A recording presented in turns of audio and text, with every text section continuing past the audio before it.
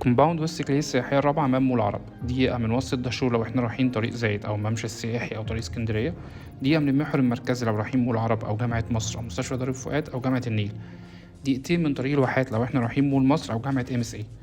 كومباوند لسه متاح لفترة محدودة بسعر وطرق السداد بتاعة الطرح الأول. طرق السداد اللي بتبدأ من 10% مقدم وباقي على 8 سنين أقساط متساوية من غير أي فوائد. كومباوند في منطقة عايشة بالكامل، منطقة القصور والفلل، آخر قطعة أرض موجودة هناك. مساحات بتبدأ من 70 متر للاستوديو ل 175. كومباوند على مساحة 25 فدان، موجود فيه كل الخدمات: كلاب هاوس، 2 ملاعب بدل، 2 ملاعب تنس، ملعب كرة قدم، سويمنج بول مغطى، باربيكيو اريا.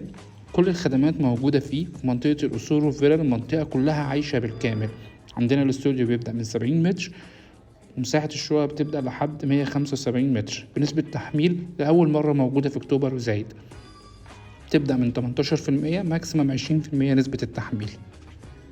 ما تستناش، يلا تواصل معايا عشان تقدر تلحق سعر الطرح الأول وطرق السداد بتاعة الطرح الأول.